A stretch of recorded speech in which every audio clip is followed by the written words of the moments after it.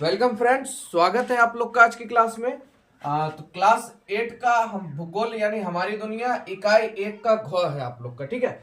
यानी चैप्टर का नाम है ऊर्जा संसाधन और यही आप लोग का लास्ट है, ठीक है। और ये सब संसाधन जो आपका घ तक इंक्लूड किया गया है इसमें क्लास 8 में, यही आपको फिर 10th में सब एक जगह कर देगा संसाधन को, ठीक है। तो चलिए शुरू करते हैं। देखिए कहता है किसी भी कार्य को करने के लिए ऊर्जा या शक्ति की आवश्यकता होती है। किसी भी कार्य को कीजिएगा, पावर एंड एनर्जी दोनों का होना अति आवश्यक है ना, ठीक है। ऊर्जा की आवश्यकता हमें प्रारंभिक काल से ही हो रही है और कालांतर में यानी कालांतर की अगर बात करें उसमें लकड़ी, पेट्रोलियम, कोयला का उपयोग बढ़ा है ना। अभी फिलहाल किसका उपयोग है? इसी सब का ना, लकड़ी, पेट्रोलियम और कोयले का। परंतु अब तो सौर ऊर्जा, पवन ऊर्जा, ज्वारीय ऊर्जा, भूतापीय ऊर्जा एवं बायोगैस का भी हम प्रयोग करने लगे हैं। इसका तो उपयोग करते ही थे, साथ साथ अब सौर ऊर्जा, पवन ऊर्जा, ज्वारीय ऊर्जा, भूतापीय ऊर्जा एवं बायोगैस का भी हम लोग प्रयोग करते हैं। ऊर्जा के इन साधनों के बृहद रूप से दो वर्गों में रखा जाता है। ऊर्जा के जो साधन है आप लोग के, इसको दो रूप में रखा जाता है। ऊर्जा को दो रूप से देखते हैं, यानी दो कारक है इसमें, एक परंपरागत स्रोत होता है और एक आपका गैर परंपरागत स्रोत, ठीक है। ऊर्जा के कितने वर्गों में रखा गया? ऊर्जा को दो वर्गों में, एक परंपरागत स्रोत और एक गैर परंपरागत स्रोत। चलिए ऊर्जा के परंपरागत स्रोत को देखिए, तो सदियों से ऊर्जा प्रदान करते आ रहा है। ये जो ऊर्जा का परंपरागत स्रोत है आप लोग का, ये कई पुस्तकों, कई सदियों से आपको क्या दे रहा है? ऊर्जा देने का काम कर रहा है, ठीक है। परंतु यह स्रोत क्षयशील एवं अनवीकरणीय है। साथ ही साथ ध्यान रखिएगा, क्षयशील है और अनवीकरणीय। परंपरागत स्रोत के अंतर्गत आपका क्या होता है? कोयला, पेट्रोलियम, प्राकृतिक गैस, जल विद्युत इत्यादि, ठीक है। तो यहाँ पे आप अनवीकरणीय का मतलब समझ रहे हैं? नवीकरणीय का मतलब होता है जो एक बार खत्म हो जाए उसको दोबारा पुनः उपयोग में लाया जा सके। अनवीकरणीय का मतलब कि एक बार खत्म हो गया फिर उसका उम्मीद कम है, वो दोबारा आ सकता है। तो वही चीज है आपका, ये पेट्रोलियम जो है, प्राकृतिक गैस या कोयला, ये क्या है आपका? अनवीकरणीय है, ठीक है। इनमें जल विद्युत खनिजों का एक बार उपयोग हो जाने पर ये समाप्त हो जाते हैं। देखिए यहाँ पे खुलेआम कह दिया, इनमें जल विद्युत खनिजों का एक बार उपयोग हो जाने पर वो क्या हो जाएंगे? समाप्त हो जाएंगे। उनका नवीकरण या पुनः चक्रण संभव नहीं है, यानी उनका दोबारा नए रूप में इस्तेमाल करना असंभव बात है, संभव नहीं है, ठीक है। भारत में कोयला शक्ति या ऊर्जा का मुख्य स्रोत, देश में इसका कुल भंडार लगभग आपका 26,454 करोड़ टन है, ठीक है। कोयला का आप देख रहे हैं, कोयला शक्ति का कितना स्रोत है? 26,454 करोड़ टन। अब देखिए कोयले की किस्म में देखिए कार्बन की मात्रा किसमें होती है? एंथ्रासाइट का अगर आपका कोयला है तो उसमें कितना होता है? 90% से ऊपर आपका क्या होता है? कार्बन होता है। बिटुमिनस है तो 60 से 80% की कार्बन की मात्रा होती है उसमें। लिग्नाइट है 50 से 70% की मात्रा है कार्बन की, और पीट है तो 50% से क्या होगी? कम होगी, ठीक है। चलिए आगे बात करते हैं। कोयला उत्पादक देशों में संयुक्त राज्य अमेरिका, रूस, चीन एवं भारत का स्थान क्या है? प्रमुख है। अगर कोयला उत्पादन की बात करें तो देखिए कितने सारे हमारे देश हैं, संयुक्त राज्य अमेरिका, रूस, चीन एवं भारत, इनका स्थान बहुत बढ़िया है कोयला उत्पादन में, ठीक है। उसके बाद भारत में कोयला गोंडवाना समूह एवं टर्शियरी युग के चट्टानों में पाया जाता है। देखिए ये एक एक पॉइंट देखिए, क्योंकि एनसीईआरटी बेस्ड है और एससीईआरटी बेस्ड है, ये ध्यान रखिएगा, ये आपके लिए बहुत इंपॉर्टेंट है क्योंकि इससे आपको दोनों फायदा है। ऑल एग्जाम में आपको काम देगा, साथ ही साथ फुल किताब से मैंने आपके लिए निचोड़ किया। मेरे पास तो मान लीजिए वो है नहीं, क्या कहते हैं, एलईडी बोर्ड डिस्प्ले, कि आपको एक एक चीज बढ़िया से, पर जो भी है मेहनत आप लोग को अच्छा लग रहा होगा तो देख लीजिए और लाइक कर दिया कीजिए, और जहां तक हो शेयर कीजिए थोड़ा सा, ठीक है, ताकि हम भी आपके पास बहुत आपको हमको भी ताकि पता चले कि मैं जो आपको दे रहा हूँ वो सही दे रहा हूँ कि गलत दे रहा हूँ, ठीक है।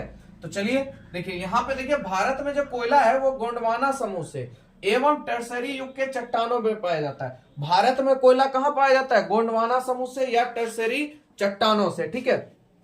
उसके बाद उत्पादक राज्यों में अगर बात करें तो उत्पादक राज्य कौन कौन से हैं? झारखंड का झरिया, बोकारो, धनबाद, छत्तीसगढ़ का चिरमिरी, पश्चिम बंगाल का रानीगंज, ये सब कोयला उत्पादन में आ गए हैं, ठीक है। अब बात करते हैं टर्सरी कालीन कोयला, ये जो आपका कहां कहां मिलता है? एक गोंडवाना समूह में और एक टर्सरी युग के चट्टानों में। तो उसी की बात करते हैं तो देखिए ये आपको कहां मिल जाएगा? आसाम, अरुणाचल प्रदेश, मेघालय, जम्मू कश्मीर में निकाला जाता है। कहां कहां से निकाला जाता है? टर्सरी टर्शियरी युग के चट्टान कहाँ कहाँ आपको मिलेंगे? आसम, अरुणाचल प्रदेश, मेघालय, जम्मू कश्मीर, यहीं से इन कोयले को निकाला जाता है। कौन सा? टर्शियरी कालीन कोयला।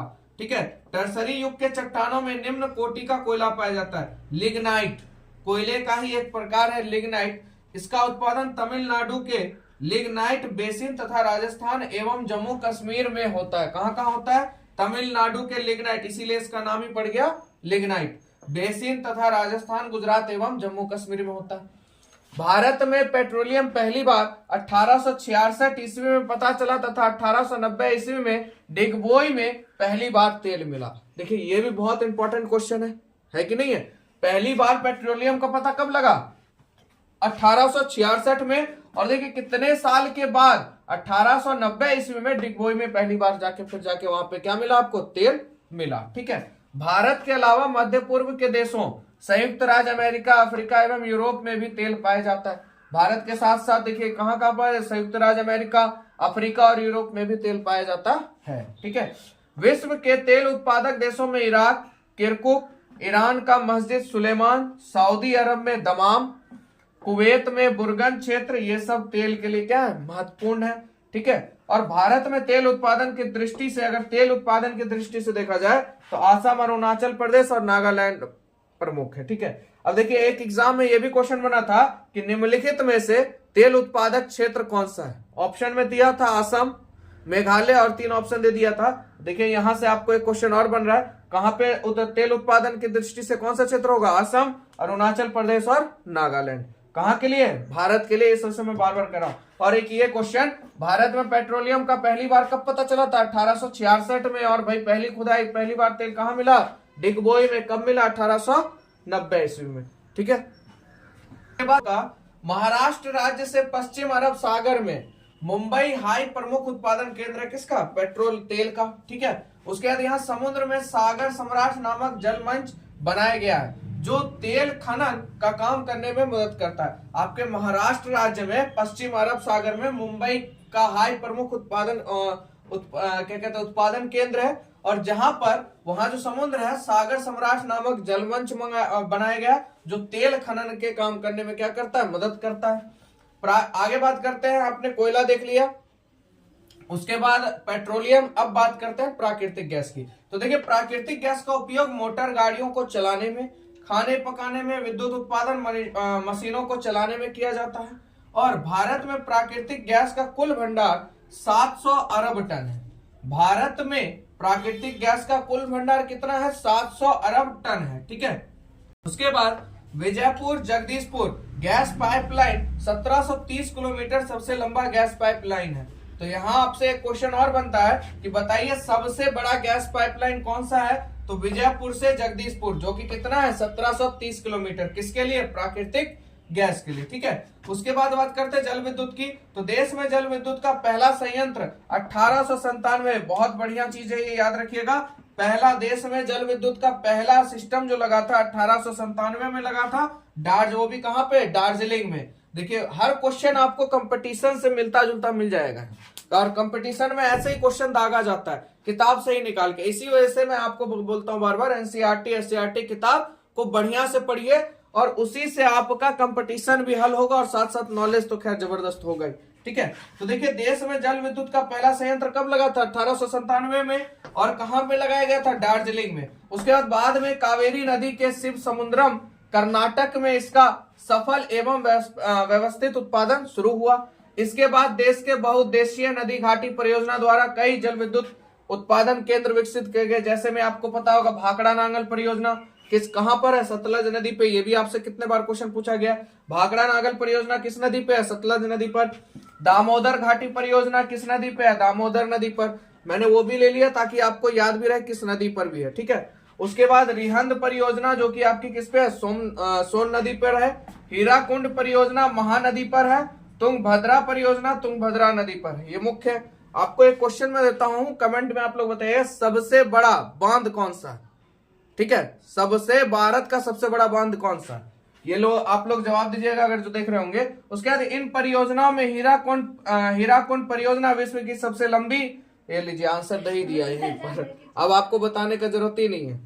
क्योंकि आपको जवाब मिल गया होगा। हीराकुंड परियोजना विश्व की सबसे लंबी बांध परियोजना है। तो यहाँ पे एक और क्वेश्चन हो गया, विश्व की, मैंने भारत का पूछा है ना, ये विश्व की बात हो रही है। विश्व में सबसे लंबी बांध वाली परियोजना कौन सी है आपकी? हीराकुंड परियोजना। कौन सी है? हीराकुंड परियोजना। और आपको कमेंट में जवाब देना भारत की कौन सी है।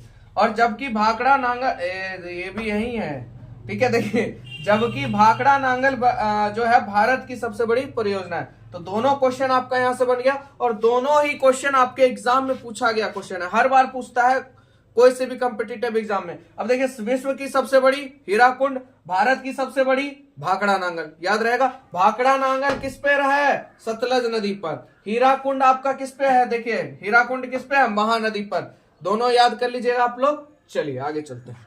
अब बात करते हैं जल विद्युत। आप लोगों ने देख लिया। ताप विद्युत की बात करते हैं। तो देखिए, कोयला, पेट्रोलियम एवं प्राकृतिक गैस की सहायता से उत्पादित बिजली को हम लोग क्या कहते हैं? ताप विद्युत कहते हैं। इन सब के ताप से जो विद्युत उत्पन्न होगा उसे क्या कहेंगे? ताप विद्युत कहेंगे, ठीक है। और देश के प्रमुख ताप विद्युत केंद्रों में कहलगांव, फरक्का, बरौनी, नासिक, बोकारो क्या है? प्रमुख है। हमारे देश की अगर बात करें तो विद्युत केंद्रों में आपका कहलगांव, फरक्का, बरौनी, नासिक, बोकारो क्या है? प्रमुख है। उसके बाद बात करते हैं परमाणु ऊर्जा की। ताप विद्युत आपने देख लिया। अब बात करते हैं परमाणु ऊर्जा की।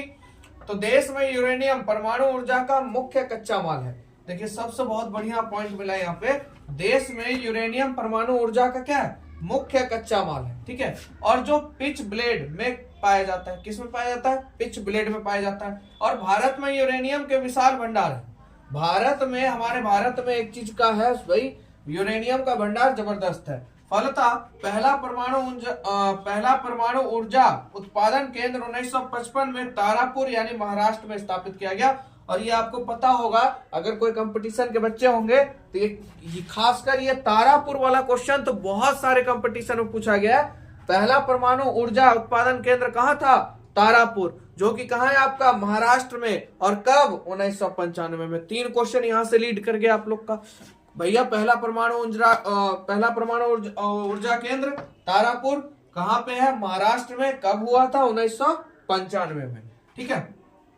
इसके बाद राणा प्रताप सागर केंद्र बना, जो कि कहाँ है? कोटा राजस्थान में। फिर नरोरा उत्तर प्रदेश में, कैगा कर्नाटक में। तब जाके यहाँ जहां जहां मिला वहां पे जाके परमाणु ऊर्जा को स्थापित किया गया, ठीक है। तो सबसे पहला याद कीजिएगा कहां हुआ था? तारापुर में। कहां? महाराष्ट्र। कब? 1995। जगह मतलब महाराष्ट्र में, ठीक है। आगे बात करते हैं ऊर्जा के गैर पारंपरिक स्रोत। ये थे आप लोग के परंपरागत स्रोत। अब हम देखेंगे गैर पारंपरिक स्रोत। देखिए, वर्तमान समय में ऊर्जा के ऐसे कई स्रोत खोज लिए गए हैं जिनके भंडार असीमित है, ठीक है। भाई, वैज्ञानिक तो बैठा नहीं होगा, वो कुछ ना कुछ तो कर रहा होगा, है ना। ये कभी खत्म नहीं हो सकते, इसलिए इन स्रोतों को अक्षय स्रोत या नवीकरणीय स्रोत कहा जाता है, ठीक है। और अच्छा, एक चीज सोचिए, गैर परंपरागत स्रोत में कौन सा आएगा? सोच के देखिए। तो हाँ, दिमाग में एक ही चीज आ रहा है, सौर ऊर्जा। ये कभी खत्म नहीं। अच्छा, एक चीज, क्या सूरज की रोशनी कभी खत्म हो सकती है? पृथ्वी पे आना रुक सकती है? नहीं रुक सकती है। तो ये ऊर्जा के गैर पारंपरिक स्रोत में आ जाएगा, है ना।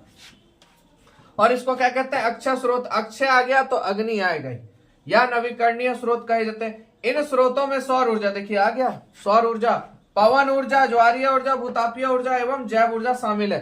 कभी कभी क्या करता है, क्वेश्चन दे देगा, भाई निम्नलिखित में से बताइए ऊर्जा के कौन गैर पारंपरिक स्रोत है। कभी कभी दे देगा, बताइए निम्नलिखित में से कौन ऊर्जा के पारंपरिक स्रोत हैं, ठीक है। तो क्वेश्चन इस तरह से बनता है। इसी वजह से बेसिक बढ़िया होना चाहिए, आपका आंसर हमेशा 100% सही होगा। इसी वजह से बेसिक को मजबूत कीजिए। उसके बाद बात करते हैं, भारत में प्रति वर्ग किलोमीटर 20 मेगावाट सौर ऊर्जा उत्पादन करने की क्षमता है। भारत में प्रति वर्ग किलोमीटर में अगर देखा जाए तो 20 मेगावाट सौर ऊर्जा से उत्पादन करने की क्षमता है। और सोलर प्लेटों की सहायता से सूरज की गर्मी से उत्पन्न की जाने वाली ऊर्जा को सौर ऊर्जा कहते हैं, है ना। और इसका सबसे बड़ा संयंत्र गुजरात में के भुज में लगाया जा रहा है। देखिए, यहाँ पे भी आपका क्वेश्चन बन जाता है, सौर ऊर्जा का सबसे बड़ा संयंत्र कहाँ पे है? गुजरात में। वो जो पवन चक्की का बताइएगा आप लोग कहाँ होगा? ये भी आपके गुजराती में पाया जाता है शायद, ठीक है। तो गुजरात में ही है, सौर ऊर्जा भी वही है आपका, ठीक है। तो चलिए आगे चलते हैं। चलिए आगे कहता है, पृथ्वी के अंदर प्रति 32 किलोमीटर की गहराई पे अगर आप जाइएगा तो 1 डिग्री सेल्सियस तापमान में क्या होगी, वृद्धि होगी। ये आप लोग पढ़े होंगे 7वां का पहला चैप्टर में, जिसमें सियाल, सीमा और नीफे के बारे में मैंने बताया था, ये आप लोग ने पढ़ा भी होगा। उसमें भी इस पॉइंट को दर्शाया गया है कि अगर हम धरती के 32 मीटर के बाद जितनी गहराई में जाएंगे, जितने मीटर गहराई में जाएंगे, उतना 1 डिग्री सेल्सियस क्या हो जाएगा, बढ़ते चला जाएगा। और इस दृष्टि से पृथ्वी के भीतर ऊर्जा या ताप संग्रहित है। अच्छा, ऐसा अगर हो रहा है तो सोच के देखिए भाई, नीचे जाने पर तापमान बढ़ रहा है, इसका मतलब नीचे ऊर्जा है कि नहीं, क्योंकि ऊर्जा यानी पावर, ऊर्जा यानी एनर्जी, एनर्जी यानी ताप होगा, है ना। उसके बाद इस ऊर्जा को विशेष तकनीक द्वारा पृथ्वी के ऊपर लाकर विद्युत उत्पन्न की जाती है, जिसे क्या कहा जाता है, भूतापीय ऊर्जा कहा जाता है। हिमाचल प्रदेश के मणिकर्ण, लद्दाख के पूगा घाटी तथा मध्य प्रदेश के तातापानी में इसका संयंत्र लगा हुआ है। देखिए, भूतापीय ऊर्जा का संयंत्र कहाँ है आपका, हिमाचल प्रदेश के मणिकर्ण, लद्दाख के पूगा घाटी में, मध्य प्रदेश के तातापानी में। ये एक बार पूछा गया क्वेश्चन है, ठीक है, तातापानी मध्य प्रदेश का। आगे है, तेज बहते हुए पवन से ऊर्जा का उत्पन्न पवन ऊर्जा कहलाता है। जब हवा तेज बहेगी तो पंखा नचेगा, पंखा नचेगा तो भैया कौन सी ऊर्जा बनाएगा, पवन ऊर्जा बनाएगा। वही कह रहा है, तेज बहते हुए पवन से ऊर्जा का उत्पादन पवन ऊर्जा कहलाता है। और देश के गुजरात, तमिलनाडु, महाराष्ट्र, कर्नाटक में इसके दोहन की अच्छी संभावना है। मतलब वहां पर पवन ऊर्जा का अच्छा स्रोत है आपका गुजरात, तमिलनाडु, महाराष्ट्र और कर्नाटक में। उसके बाद भारत में पवन ऊर्जा की उत्पादन क्षमता कितनी, 50,000 मेगावाट। विद्युत की कितनी थी, जल विद्युत की 40 मेगावाट। और यहाँ पे पवन ऊर्जा की कितनी है, 50,000 मेगावाट। और गुजरात में लांबा में एशिया का सबसे बड़ा संयंत्र लगाया जा रहा है। देखिए, पवन ऊर्जा का सबसे बड़ा संयंत्र कहाँ है, गुजरात में। और कहाँ लगाया जा रहा है, लांबा में। लांबा में कहाँ लगाया जा रहा है, लांबा में। विश्व का, एशिया का, देखिए एशिया का सबसे बड़ा संयंत्र आपका लगने वाला है कहाँ, लांबा में, जो कि कहाँ है बाबू, गुजरात में। ठीक है, चलिए आगे बढ़ते हैं। देश के तटीय भागों में जहां हवाएं तेज गति से चलती है, पवन ऊर्जा विकास की अच्छी संभावना है। जहां, क्योंकि गुजरात में हवाएं तेज चलती है, तो वहां पे इसका अच्छा स्रोत है कि भाई पवन ऊर्जा का वहां पे विकास हो सकता है। ठीक है, उसके बाद तटीय भागों में आने वाले ज्वार से पैदा की जाने वाली ऊर्जा ज्वारीय ऊर्जा। तट के पास यानी समुद्री किनारा हो गया, नदी के किनारा हो गया, यानी तटीय भाग में आने वाला ज्वार जो होता है उसे क्या कहेंगे, ज्वारीय ऊर्जा कहेंगे। ठीक है, और अनुमान है कि देश में 8,000 से 9,000 मेगावाट संभाव्य ज्वारीय ऊर्जा है। यानी संभव है कि भाई 8,000 से 9,000 मेगावाट ज्वारीय ऊर्जा है। और खंभात की खाड़ी इसके लिए अनुकूल है। हमारी जो खंभात की खाड़ी है वो इसके लिए क्या अनुकूल है, कच्छ की खाड़ी भी अनुकूल है, और सुंदरवन क्षेत्र में भी ज्वारीय ऊर्जा की संभावना है। ठीक है, चलिए, तो आपका सब ऊर्जा खत्म हो गया। आपने दोनों चीज देख लिया, परंपरागत और गैर परंपरागत। उसके बाद आपका संसाधन संरक्षण, यह चीज के बारे में तो आप लोग, ठीक है, आप लोग जानते ही होंगे। तो संसाधन संरक्षण की बात करते हैं तो मानव के लिए ऊर्जा आवश्यक है, इसलिए आवश्यक है कि हम संसाधन का क्या करें, संरक्षण करें। किसके लिए भाई, ऊर्जा के लिए, है ना। तो संसाधनों का विवेकपूर्ण इस्तेमाल करें, इनके विकल्पों की खोज कर इसके उपयोगों को बढ़ावा दें। ठीक है, और बिना जरूरत ऊर्जा या विद्युत का उपयोग ना करें। खनिज एवं ऊर्जा के पारंपरिक स्रोत के नए भंडार की खोज करें। तो ये आपका संसाधन संरक्षण हो गया। तो आप लोगों ने पूरा देख लिया, पूरा आपका इकाई 1 का जितना भी खंड था टोटल खत्म। और सभी खंड में जानकारी तो बहुत भर भर के मिला है कि नहीं मिला।